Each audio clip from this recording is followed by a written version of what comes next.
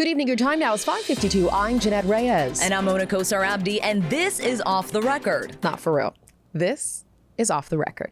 Someone commented in a live, they were like, oh, you're just a corporate baddie. And I said, period, I'm taking it. This week, DeAndre Brown is going off the record. Thank you for calling the Corporate Baddie Help Center. How can I service your call? An espresso martini is the elite's go-to. I don't want to be anywhere that doesn't have it. DeAndre went from decoding corporate politics for Gen Z to walking away from investment banking and betting on himself as a full-time creator. There's a huge conversation around Gen Z in the workforce happening on social media. I never felt like my worth was tied to what I did. I will say that's the most Gen Z shit you said today. I'm like, The kids are going to be all right. and now he's breaking down his climb to the top and what it really takes to win in a new industry. What do you say to someone who sees your success? I want to be like you. When you are trying to build a brand online, it's really good to be known for a certain thing. You've got the skills of corporate America, but you're also still learning this content creation business side. Anything that you would have done differently or any mistakes you made? Yes. There was this one brand I was working with. What's the biggest single purchase you've made? That was my biggest mistake. You don't need to go buy the $100,000 car. You don't need to get the $10,000 bag. How do you maintain authenticity? I'm a true believer of reinventing yourself. Come Whatever. on, journalists. They I mean, did listen. their research. Listen. This ain't off the record for no reason. Good evening. Your time now is 5:52. I'm Jeanette Reyes. And I'm Mona Kosar-Abdi, and this is Off the Record. And we have a new reporter live in studio today. We're going to toss it over to DeAndre Brown. Thank you all for introducing me. So great to be here today. We are here at Off the Record, and we are discussing everything related to Gen Z and the workforce. If anyone has contributed more to my FYP page, because not only are you the corporate baddie, we'll talk about that, but you also love a good hood jam. I love a good hood jam. And also, espresso martinis are for the what? Elites. Yes. And all of that is original content. You came up with it and people were using your sounds, you blew up. So let's talk about the early days. How did you get onto TikTok? I was working in investment banking at the time, and it was during a time where people were still working remotely, but we were starting to transition back into going into office. And my entire team was in New York. I was based in Dallas at the time, and I didn't know anyone. And the only reason I moved to Dallas was because I wanted to live a certain way. And at the time I was like, I can't afford New York with the salary that I was making. So I negotiated to move to Dallas, whole team was there, and I was alone. I didn't know anyone.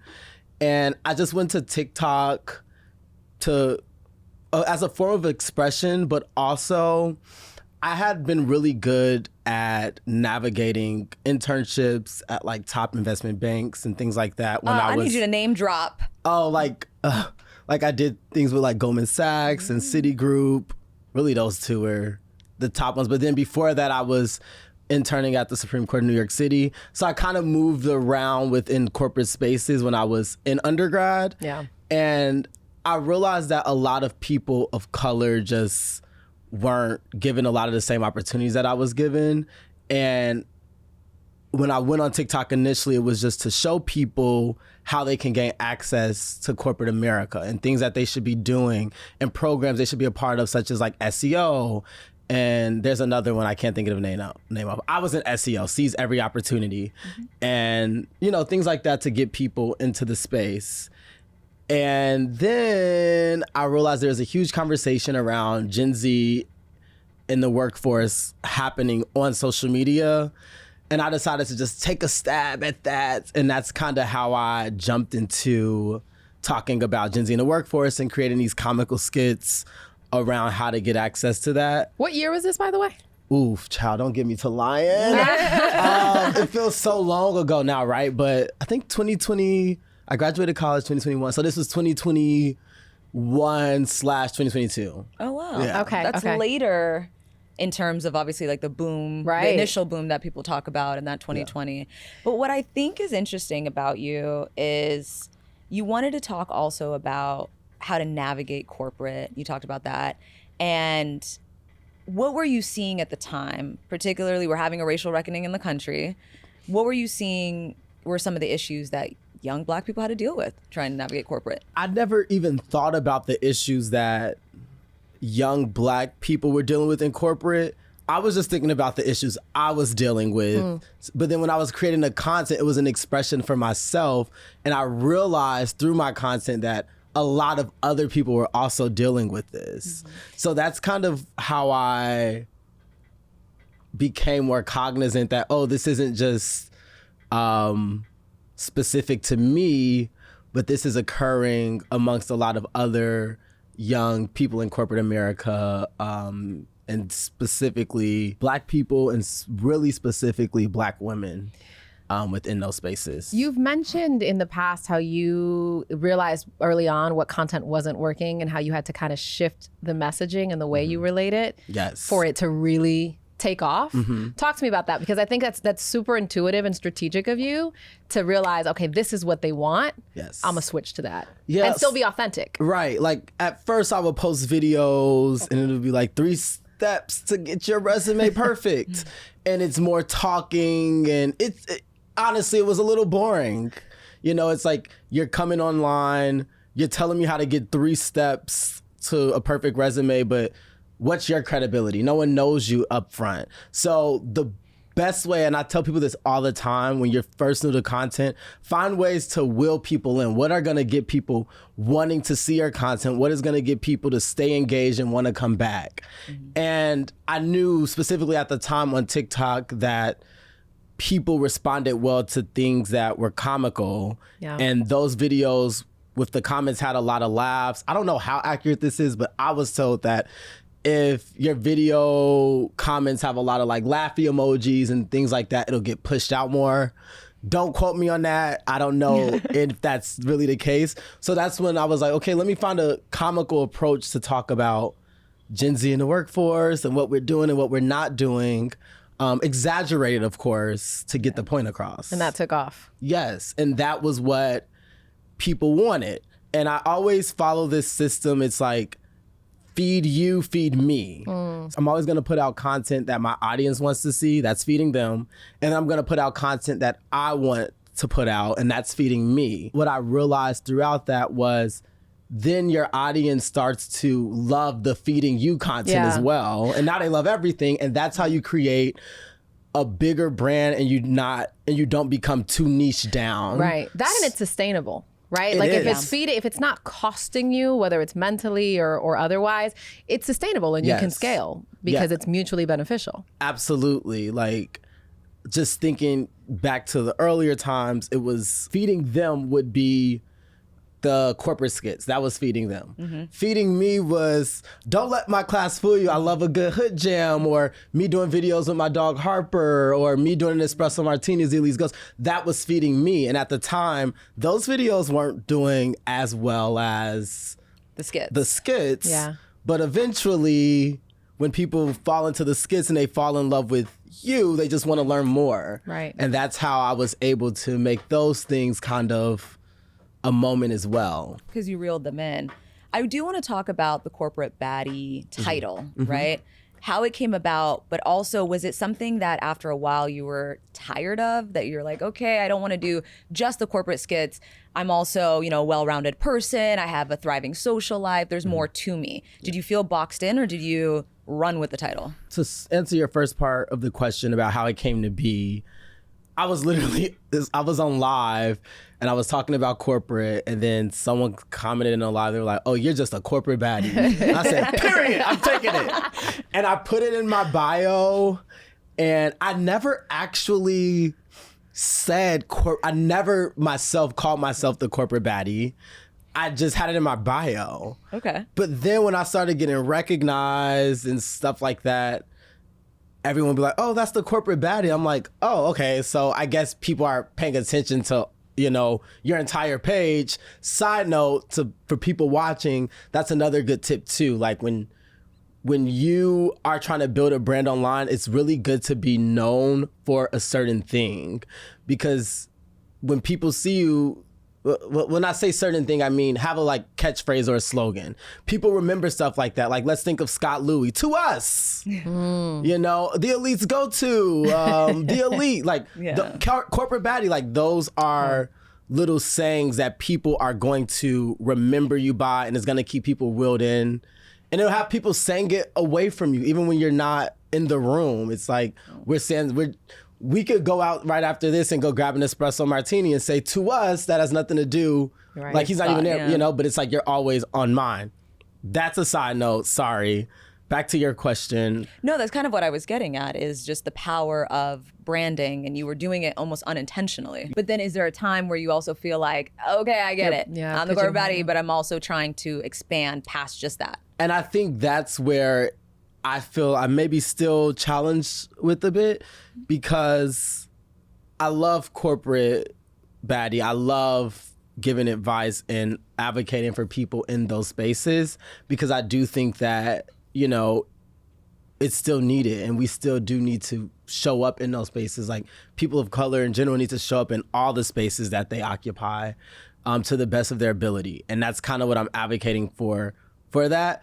But I think, you know, not being specifically in corporate America anymore, it's been like 3 going on 4 years now, you become distant from that person you once were. I'm not gonna say I'm ever exhausted with it. I love it, and it reminds me that this is where I started, and this is something I care about and passionate about and will always advocate for.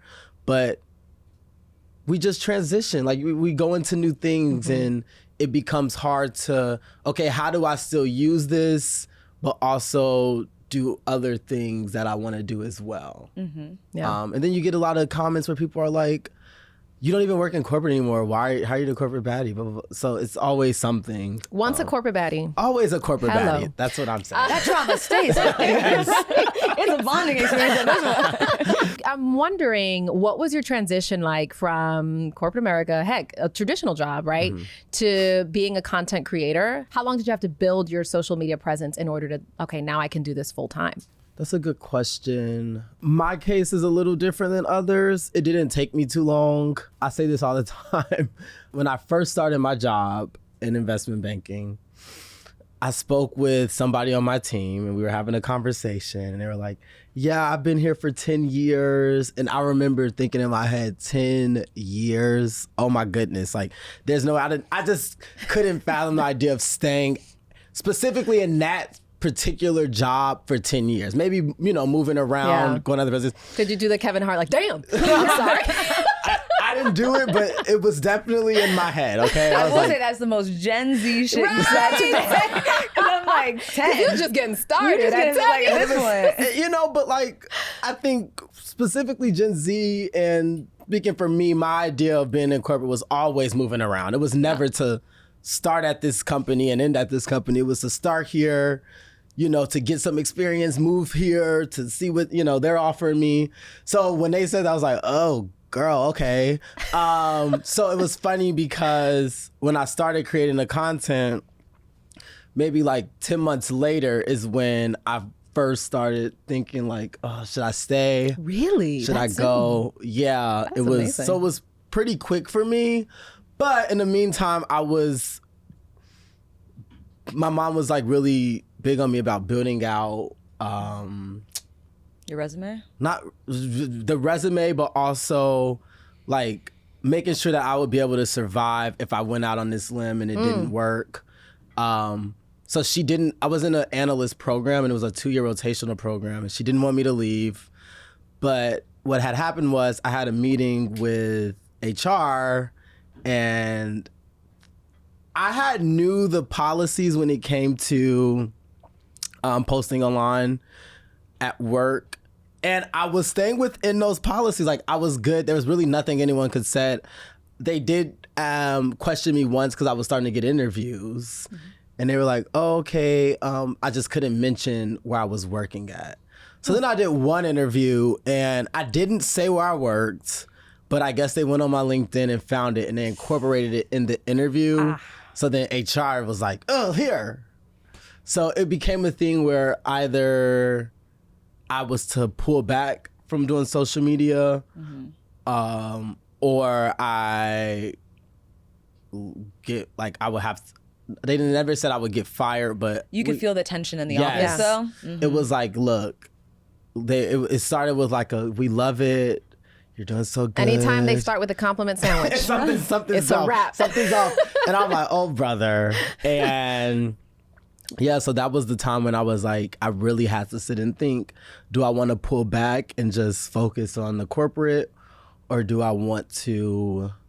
I'm curious, as someone who wanted to jump around, though, because for us, I feel like people in our generation, like you thought you were going to be here, or you worked towards a particular goal and you made it your identity, right? So for me to walk away from anything, it was like, oh my God, like I worked so hard to get to this seat.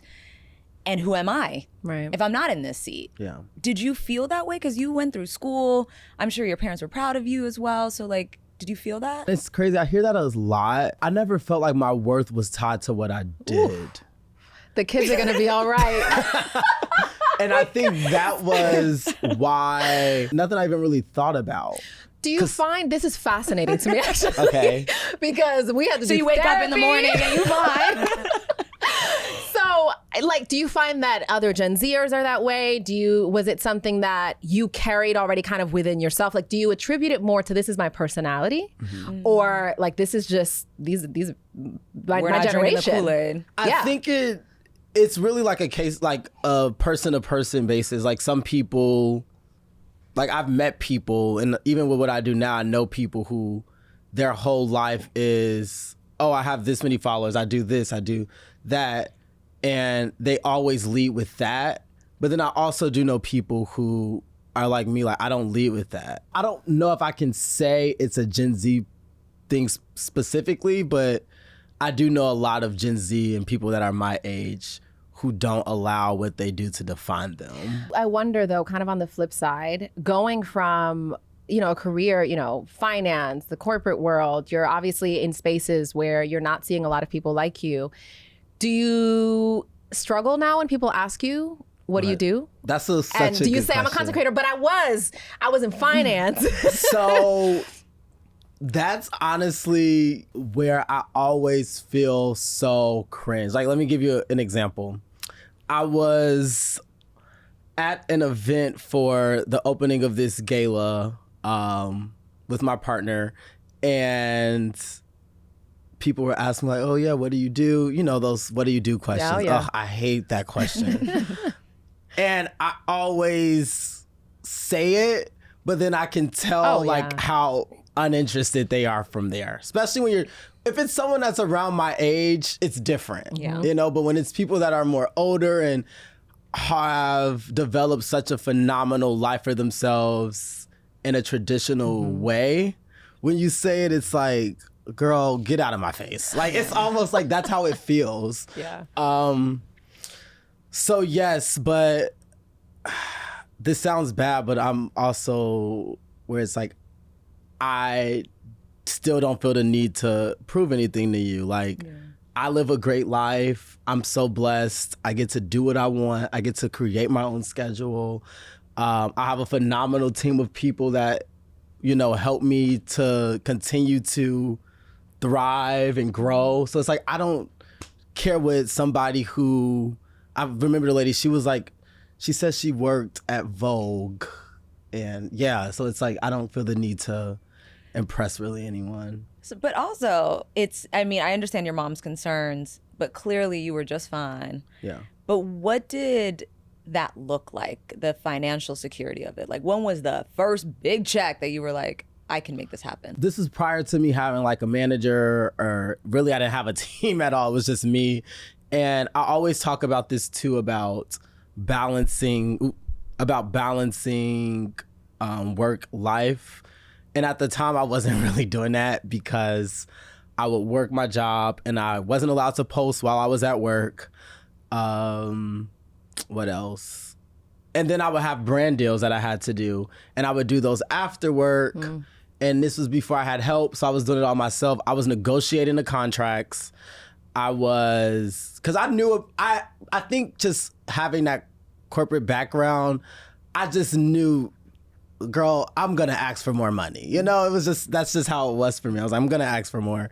So I did all of that from start to finish by myself. So sometimes I would be up to like 3 a.m. in the morning, just doing concepts, negotiating, looking over contracts. But I started to say I was making money while also working my full-time job. And it had gotten to a point where I would be making more money than I was being paid for like my year of work. And that's when I was like, oh, okay, maybe. And we're talking 6 figures. Yeah. So it was like, okay, maybe I can do this. And how much, I'm assuming most of it was inbound, right? Brands were reaching out to you? Yeah, they were reaching out to me. I've never been, because again, I didn't expect to make money from this when I was doing it at first. I didn't expect it to become a business. So when I was first starting it, I wasn't, you know how some people, they'll have a sheet of where you... Is it a pitch deck you're talking about? It's like, not a pitch deck, but similar to that. Oh, yes. I know you're talking about like media kits. Yeah, yeah, like they'll have media kits and they're pitching themselves to brands. Like, I never did that. The brands just came to me. I remember I was doing brand deals. The first brand I ever worked with, I say this all the time, was LinkedIn. Yeah. And they were just so great.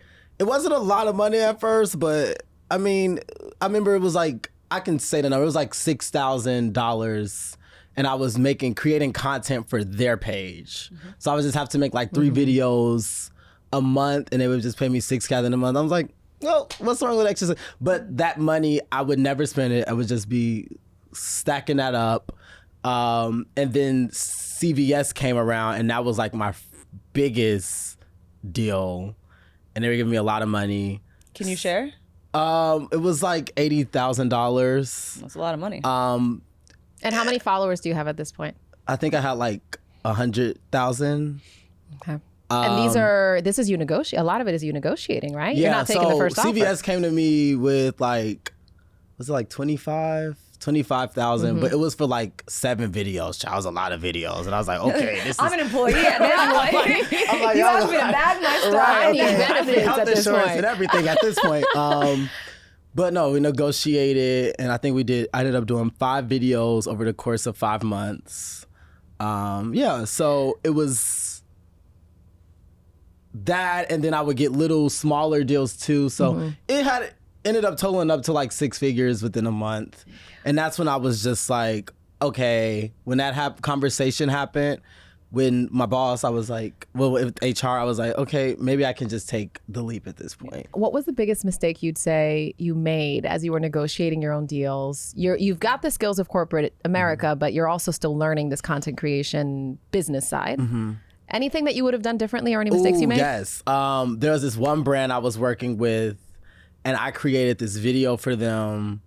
They actually were a competitor of LinkedIn's, and I created a video for them. It went like so viral, and I would read the contracts, but like not really read it. It's like I was skimming. I'm gonna be honest. Honestly, I'm gonna be honest. He's like, where are the cliff notes on this? No, literally, I was the person like I would scroll to the fee section, like make sure the fees right, like when I'm getting my money, and then I was just breeze through everything else, if I'm being honest. And I didn't know that they had in the contract it said like perpetual usage. I've made that mistake though too. Can you explain to people watching what that means? Basically, they own it forever. Like it's their content, so they can use it however they want. So what's the problem with that?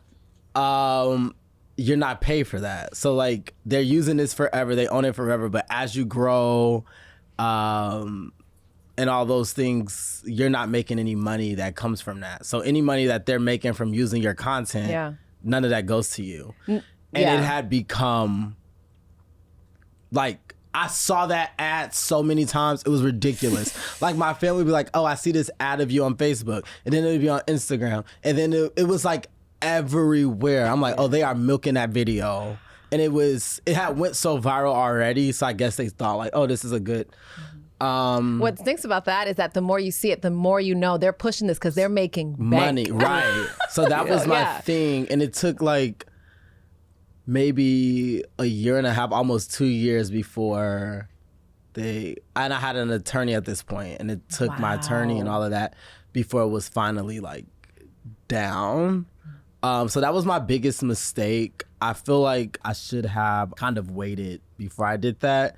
And then another big mistake, it's more of the financial thing. And I tell my friends that are now starting to get into content creation and really like take off and get all the deals. You don't need to go buy the $100,000 car. You don't need to get the $10,000 bags. You don't need all of that. Like, really put that money elsewhere before you do that. And sometimes I wish I did that. Like, I was good because of like my corporate stuff, but then it was like I felt this need to show the world like, oh, I'm doing good. You know, I just left this job that was really good. And some people were like, congrats. And other people were like, you're crazy as hell. Like you're doing this for 10 minutes of fame. And it's like, I felt this need to show them I'm good. I didn't need it. What's the biggest single purchase you've made? Probably my car. Probably my car. My first car. Not my car now, but my first car was probably like the biggest single purchase I made. That's fair. And it's like I didn't need that. I had a car that was working fine. It was just this need to feel like I needed to show everybody that I was good, like, even though I left my job. Yeah. So. Did those comments get to you? Which ones? You're crazy. I can't believe you did this. They did at first because I was a little scared. You know, I don't know what's gonna happen. You know, I'm going into this like it's like you're going into the wild and you don't know which direction where things are gonna pull you and take you. So they did get to me at first. I'm like, okay, what if this is just a little 10 minutes of fame? And it's like I gave up such a great job, and all of this stuff for this. And then the check cleared. Not even a check cleared, but like I was still doing well. Yeah. And it became panels and interviews, and now I'm like sitting on the news or there's an article. So it kind of actually helped me by leaving than staying. That's actually a really good point. And I think it also speaks to the kind of brand that you build and how well-rounded of a person you are. Mm-hmm. But also, what do you say to someone who sees your success? They see all the things that you're buying, and they also see just the speaking engagements and how you've been able to turn this into a business. And they're like, listen, I'm miserable right now. I want to be like you. Yeah. What do you tell them? This is crazy because this just happened to me. Someone came up to me and they were like, yes, I want to do content creation. I just want to start making like a whole bunch of money. I said, well, then you don't want to do content creation. Like I always tell people, if you're just going into this because you want to make money, like just don't do it. Why is that? Because the reason this content creation works for people and people that build great brands and stuff like that is because they were doing it because they genuinely enjoyed it. It wasn't with the idea of, oh, I'm going to try to make a whole bunch of money. Because then it's like, if you're only going into it for money, it's like, what will you do for money? Like, will you put out negative content? Will you spew hate? Will you do these things just because you know it may pay you or it may give you a check? So I always tell people, if you're just doing it for money, just don't do it. Do it because you genuinely enjoy expressing yourself. You enjoy whatever it is that you love, that you want the world to see. Don't just do it for a check. Like, you'll burn out. You'll burn. Well, yeah. You will burn out, but it sounds like you can relate to that. I'm like, well, you will burn. I'm like, yeah, regardless, you're gonna burn out. But at least burn out. I was about to say that. Well, yeah, girl, you're gonna burn out regardless. But you know, it gets to a point. So yeah. But let's talk about that part too, because we touched on, you know, coming up with original concepts. A lot of what goes viral for you or something that you just thought of, that you posted and put it out there. I can only imagine the pressure then to follow that up. And sometimes now that it's your full-time job, how do you keep that momentum going? I allow myself time and breaks. Like now I would consider it's a time where I'm kind of on a break. Like I'll post here and there, but I'm a true believer of reinventing yourself. And since I've started, I've reinvented myself at least 4 times now. Like started with the corporate videos, and then with me talking to Jack, who was my voiceover it was me. I'm Jack, guys. Like, that was Jack. And it was a voiceover dude. And then it went to me slamming the laptop. I would do like interview questions. And then when I didn't like what they said, I slammed the laptop. And then it turned into me on an iPad. And I would be like, this means like PTO means prepare the others on an iPad. And that was transitioning. And then I started doing videos with like Corporate Aaron. That was a transition. I continually kept the same brand, but just changed how I told the message. The reason I've been able to transition myself throughout the past 3.5 years is that I've allowed myself time to just not do it. You know, I give myself time. Like, I'll post, but it may not be relevant to what everyone wants to see. It's just giving myself a break. Mm-hmm. And I think that's so important so that you don't burn out. I think social media is horrible for true creatives. Mm. And I say that because when you think of like singers, for example, they'll put out a project and then they go ghost for years, and then they come back and they do something else. They do something else phenomenal, then they go back ghost. But when you're online and you're putting out content, you have to show up every single day, and there's no way you can do that and not burn out. Yeah. You know, like having to show up every day and post every single day it's a lot.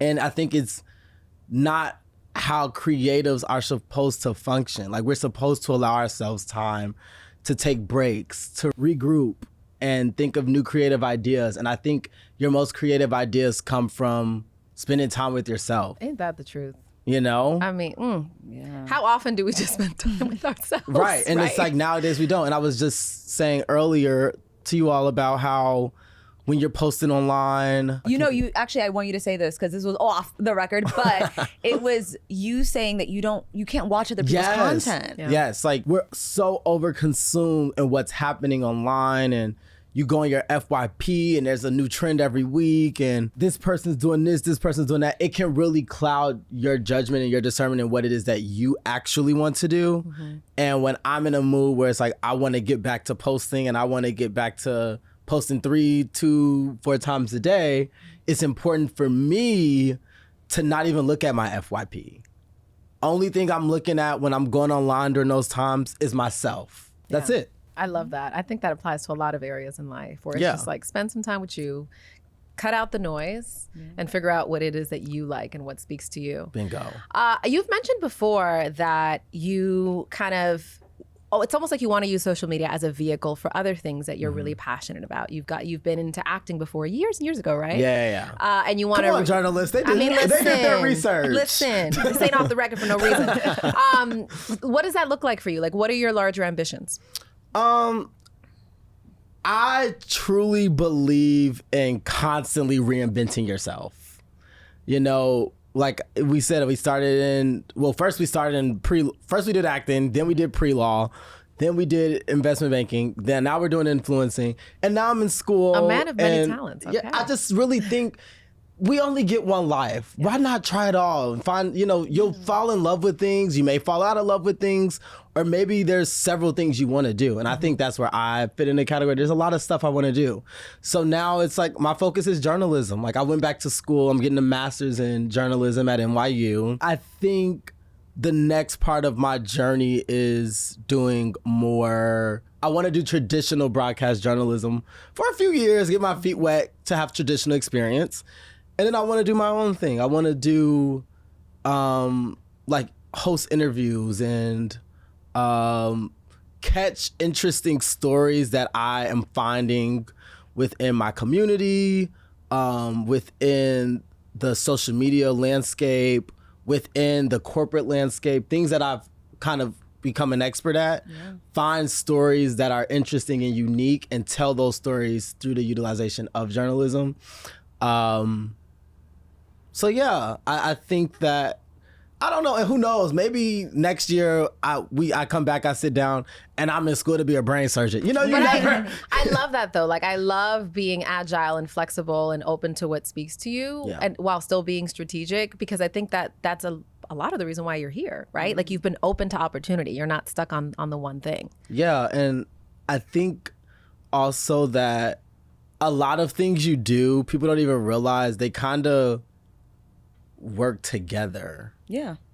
You know, like a degree in marketing is what got me into influencing. Influencing is when I first started doing interviews and telling stories, which is what got me into wanting to do journalism. So you see how they all kind of tie together. And I will say, all of the skills that we learned in journalism is literally why we've become successful content creators, because storytelling, a lot of it is the same. Yeah. It's just packaged differently. So for you, with all the storytelling that you've learned during content creation, it's going to make you a better journalist. Yeah. Now, when they said PTO, prepare the others, I'm calling you. Yeah, right. Just tell me when you graduate, because I'm trying to get some time off. Okay. I'm going to have a new journalist for you. You're a villain for me. I'll take it. I got you. I'm gonna hold you to that. Yeah. No, I'm just saying. What would you say to others who look at you as like, I want to be that. I want to do that. How, and in so many words, what would you say to them? It's possible for sure. You just have to really, I feel like it's so cliche when people say you have to work hard, but you really do have to work hard, and you have to genuinely enjoy the work that you're doing. And when you enjoy the work that you're doing, it doesn't even feel like work. Because there's a lot of people, I think the stats are like over 50% of younger Gen Z that are still in school in Gen Alpha want to become content creators, YouTubers, TikTokers, for example, as their job. Would you recommend, though, going to school for something, mastering skills, and then using content as a vehicle? Personally, I always recommend education, because outside of just learning for the degree, I have built, going to Morehouse College, I built so much community. I was able to participate in things and do things that I never thought I would do in a million years. So I'm always a huge advocate for school. But everyone's not pro school. You know, everyone's like, I don't need school to do what I want to do. Why go into all this debt and XYZ?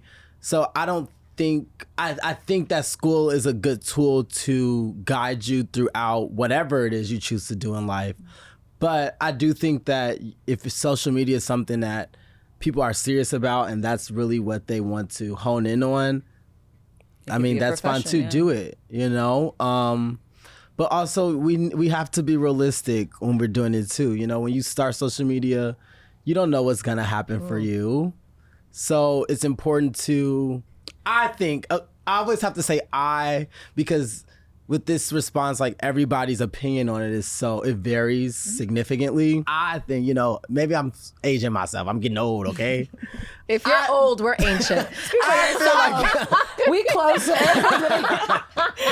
I feel like go to school, learn, gain as much knowledge as possible from your professors, participate in everything that you could possibly participate in. And if you want to do content creation, do it on the side, do it while you're in school. If you're really serious about content creation, get a degree in marketing. That's literally what this is. This whole field is just marketing yourself. So get a degree in marketing. You know, I think that, I don't know, I'm just a huge advocate for school, but I do also understand people who decide that school isn't what they need. Would you go back? Like, can I see you as a CMO of some large corporation one day? Would I go back to corporate? Yeah. Not if it wasn't my own corporation. Oh. Like I don't think I will work in a corporate environment. Are you saying you can't be an employee again? I can be an employee again. Okay. Like when I think of broadcast journalism and going into that, I would be an employee. Right. I can do it. I can be an employee. I don't think I can work in corporate specific, like, well, I guess journalism. No, but I know what you're saying. Yeah. It's still different. Yeah, I don't think I could do that right. I don't know, but you never, but again, I like I told you all, I'm always reinventing myself. I'm always doing something new. So who knows? Maybe I will go back. The last thing I want to ask you, obviously you talked about reinventing yourself, but the through line throughout that is authenticity. And I feel like a lot of the friction that comes with corporate is I can't be my true self here in this space. I have to give you kind of like a sanitized version or, you know, a very straight version. How do you maintain it? How do you maintain authenticity? To give background, like, well, I don't think it's a secret, but like I'm gay. I've been gay since I was like openly gay since I was like 15 years old, maybe 14, something young. So I've always had to, I never hid myself. So I always showed up fully as myself. So I think the best way to just remain authentic is to truly not be afraid and care about people's opinions on your life, about who you are, about what you do and what decisions you make. Just doing it. Just do it, Nike, you know? And I think that is really what keeps me authentic. It's like, since I've been so authentic for so long, it's like, I don't even think about not being my authentic self because I show up every day as that person. So I just think that's super important that people show up as themselves and really just not care about what people may think of them. And I think you'll enjoy social media a lot more that way. You will. Because if you struggle with that, social media will eat torturous. You alive. Yeah, it'll eat you alive. Like you really have to have self-confidence. Yeah. You have to be confident in who you are, and you cannot let people kind of gear you away from the person that you know that you are. You can tell throughout your content that, like, you can tell when someone is authentic or when they're playing a role. And it's nice for people to see that, particularly the younger folks, because if you don't know yourself, people will tell you who you are. Yes. You know? And they'll give you an insecurity you didn't even know you had. They'll be like, I love your chin, it's so crooked. And you're like, wait a second, I've never seen this. Right. Sometimes, I will say there's one thing that does get to me online, and I get like a lot of comments about I'll get comments about fluctuating weight, and it's like, I don't even think I look, but I say that to say that things that you never even once thought of is now things that are ingrained in your mind. Yeah. It's like, now I'm just, and that's why it's so important that you have a strong sense of self. Yeah. Because people will put all these insecurities into you. So, well, we love that you are you. Oh, thank you. And we love seeing you on our FYP. Oh, thanks. So keep killing it. Future journalist. And I love seeing you all as well. Oh, thank you. Yes. Thank you. Yeah. Maybe next time you can, I don't know, interview us if we're worthy. When you become a Oh, journalist. come on. Y'all are absolutely Ask worthy. a hard question. Yes. I'm going to get down to it. Did you know that Jeanette just said she don't like you? The Real Housewives Barbara version. Walters, Like the Andy Cohen. Alrighty. Thank you so much, DeAndre. We're so happy to have you, and continued success to you. Oh, thank you all so much for having me. I appreciate you. And thank all of you guys, our Off the Record family, for watching. And we will see you on the next episode of Off the Record. Adios. C'est la vie.